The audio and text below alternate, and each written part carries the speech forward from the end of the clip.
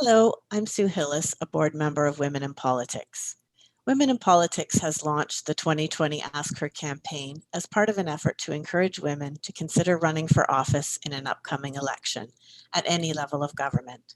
This campaign's primary goal is to support all women who would like to become involved with politics by sharing the experiences, perspectives, and advice of other women who've already entered this arena. We'll hear from women who previously served in public office, from current elected officials, and women who ran in the past. All will offer their advice and experience to help inspire other women to enter the race. Above all, we want to achieve the goal of having more women's voices at decision-making tables. Today, we welcome Carol Dyck, former Green candidate for London North Centre. So welcome, Carol. And perhaps you can tell me about the moment you decided to run, or what led to you deciding to run. Well, there was sort of a series of things that happened. There was sort of external factors as well as like things personally within myself. So, I mean, part of it for me and being a Green member was the fact that I was back in Oxford, and I had realized that Canada had a very negative reputation internationally for their environmental policies. And that was something that sort of it alarmed me because Canada had always been well regarded. So I ended up joining the Green Party, who I'd always supported from the moment that I could vote. And it just so happened that a year later, there was a call out for candidates. Would anyone be interested in going forward for any of the members in London North Centre? And I'd really been having this feeling that I wanted to make sure that I had done everything I possibly could for my daughters to leave them a world that was going to be better and show them that I tried my best. And so I mulled it over for a couple of weeks and thought about it. I mean, no one had approached me, nothing. I just thought, I'm going to give it a shot. We'll see if it happens. And it did. I did end up becoming the candidate, but it was sort of this drive of wanting to show my daughters that, you know, you can, if you believe in something, you can go for it and try to make a difference. Were there any questions you needed to answer for yourself in making that decision? I think I really needed to know whether it was something I could balance at the time. My children were quite young. I think, you know, many of us sort of suffer from that imposter syndrome. I really worried whether I was going to be good enough. Was I going to be smart enough? Would I be able to do these speeches? You know, it was a lot of self-doubt. And I think those were some of the things that I was really questioning more than anything was, you know, can I do this? Am I able to do this? Will people take me seriously? But other than that, I wouldn't say that there was anything that I really contemplated beyond this thought that I should try. Yeah. So that imposter syndrome, do you feel that was the biggest hurdle that you had to overcome in order to commit to running? I would say definitely that was the biggest thing. I really felt people would look at me and think, you know, who are you to be doing this? Part of it for me as well, running in London North Centre, I worried if people would be concerned because I'm not originally from London, Ontario. I do know in many of the elections, it seems to be very important, you know, that you're from London, that you went to a particular high school or something like that. So that was something else that I felt like was maybe going to be a strike against me because I'm originally from British Columbia and have only lived in London 13 years.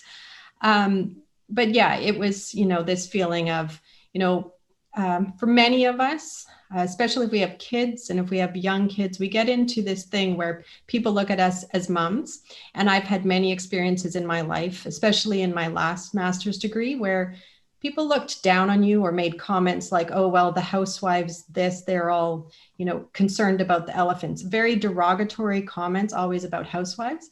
And I really felt this strong feeling that I was going to go out there as a candidate and people were going to look at me as, you know, somebody who had been a housewife looking after young kids and not take me seriously.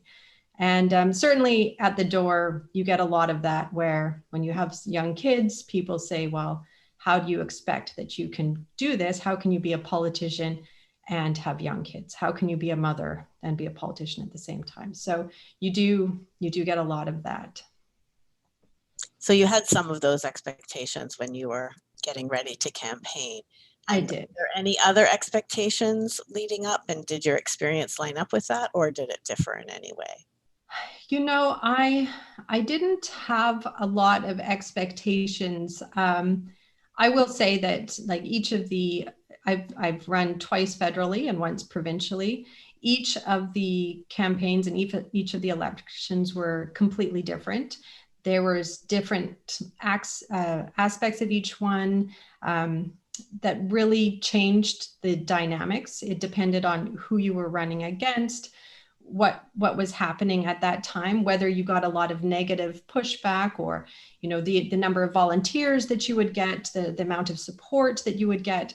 I would say each one was actually very positive. I think that, for me, part of my advice going forward for any of the candidates would be to really try to build the relationships with some of the people that you are running against.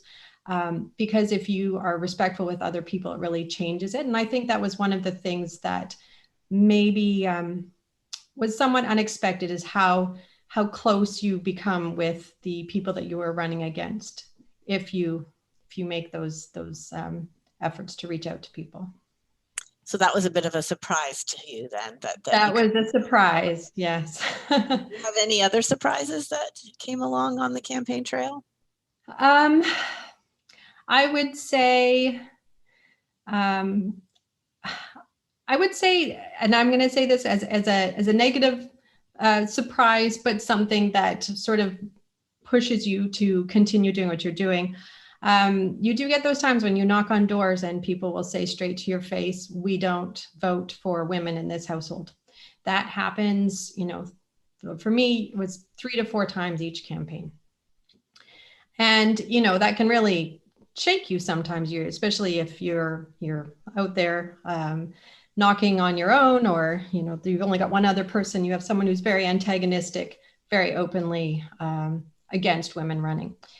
And it's each time afterwards, I take a moment and think, nope, this is exactly why I'm doing this, because it's not just to inspire women and get women out there, but it's also to have other men see that women can fulfill those roles, that they can do a lot to affect policy, that they are very capable and able to do it. So if anything, that kind of pushed your drive. But I was surprised that people can have those kinds of reactions. That it's there, but it's quite different when it's straight to your face. For sure. Were there any other barriers you faced as a woman in your campaign? I would say one of the things that is a bit difficult is if you do have young children and you are on your own. Two of the elections and part of the other one, I was actually on my own at the time because my partner was away doing research in Europe. And it can be very tricky trying to balance kids and trying to take care of all their needs and also doing everything else. So there is many times where, you're bringing the kids to the debates with you. And I would say one of the things that would be helpful going forward, certainly for some of the larger debates or things that happen, is if they were open to the fact that sometimes some of the candidates need to bring their children, or they need to have some kind of childcare. It was difficult sometimes trying to juggle those things if you do not have family in the city, for instance, or someone to help you out. So that was one of the things that kind of was a block for me.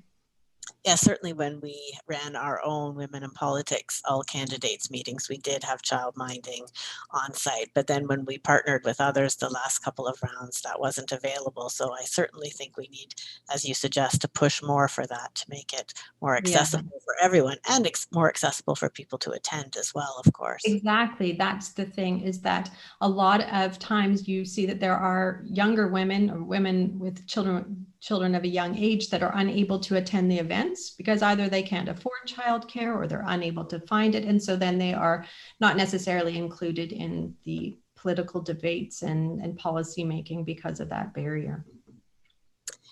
So what advice or guidance would you offer a woman who's just starting to think about running for political office? I would, first of all, advise that you should absolutely do it.